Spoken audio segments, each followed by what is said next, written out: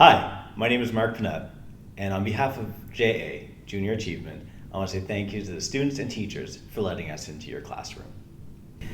In this session, we're going to talk about inflation. And inflation, just so you know, is the general increase in price of goods and services over time.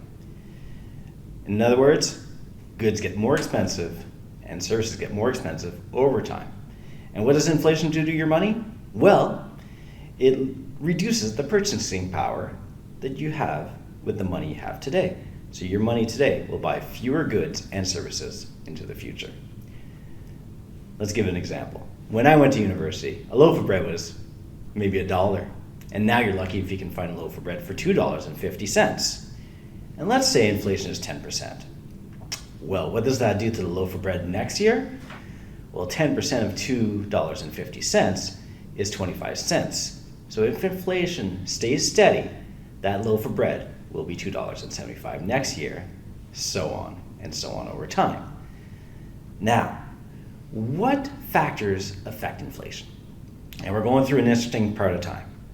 Right now, going out of COVID for the last couple of years, there's been a few disruptions, especially to the supply chain.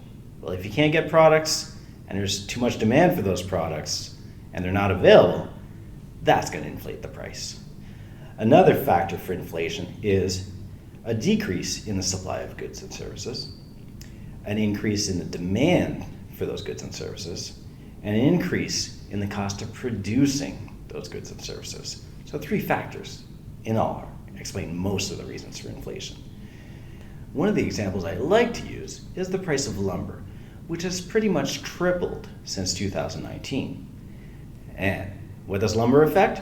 Well, it's going to affect people building houses. That's a big part of the project. So if lumber costs more to build a house, and people want to build a house, they might have second thoughts now that that cost is 3 times more, at least for the lumber, that is. Another factor that's specific to Nova Scotia is there's not a lot of houses for sale on the market, and that's been the case for a couple of years. Another factor on top of that for Nova Scotia is not only are Nova Scotians looking for housing, but we're getting a lot of international people moving here because the pandemic has liberated a little bit of where you work in life. And Nova Scotia is a great place to be. So there's international people coming here. There's people from richer markets where housing is more expensive, like Ontario and British Columbia, looking to Nova Scotia.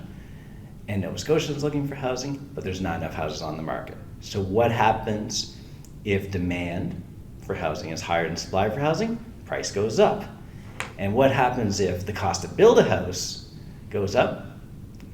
That means that the house costs more, naturally. So we're kind of stuck in this zone where housing has gotten a lot more expensive than it was a couple of years ago because of all those factors. Let's talk about another thing too that's been in the news, the cost of food. Why has the cost of food gone up so much? Well, gas costs more, so it costs more to get a transport truck to the store. That's going to affect the price you pay for a bag of apples. And another part is, since COVID-19, a lot of those manufacturing food plants, they've had to lay off people or close due to COVID restrictions. And that's a lot less food out there in the aisles, right? I'm sure you've been to a store and seen an empty aisle, empty shelf at one point during the last couple of years. And of course, many restaurants closed, so they need to make that money up at some point, which leads to higher priced food now that things are available. And people have changed the way they operate too. Is I've been at home, locked up, and I can't go to a restaurant, so that's going to increase the demand for different types of food, like flour you see at the stores. So all those factors in this incredibly quick change for society have all led to higher inflation. Another factor that has led to high inflation is the government has really helped the general public as well as businesses during the pandemic in terms of subsidizing some of the lifestyle. In other words, they have given out free money to the general public, and they have given out free or not all repayable loans to businesses. So let's look at this again. People have more money, they're at home, it's a pandemic, they can't go out and spend money on things they normally spend on. So what are they going to do? They're going to go online, they're going to find different ways to spend money in different places, such as bikes. it would take about a year to get your bike delivered if you ordered one in 2021. Pretty interesting. So those are all factors that have led to inflation. Now, what are we going to do about it? Well, you might have heard in the headlines that the Bank of Canada is raising interest rates. And they've done that at an unprecedented rate in 2022. Now, why would the Bank of Canada do that? Let's think about this example for a bit. Bank of Canada raises interest rates 3%. And you have a loan, and now on that loan, you're paying 3% more interest.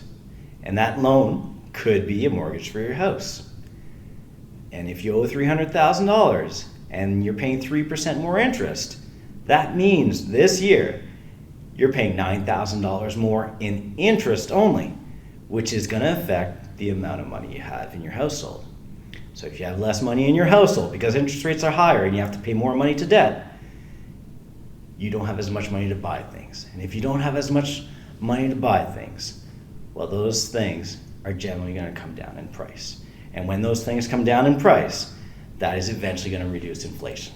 It doesn't happen instantaneously, so you do have to wait. Whenever you hear those bank rates or those interest rates increase, it will have an effect on inflation. We're seeing it a little bit now, and hopefully we'll see it all throughout 2023. Thank you for listening, and I hope this helps set yourself up for good financial health now and in the future. Junior Achievement has additional programming available to students free of charge on JA's digital campus at jacampus.org. Thank you very much.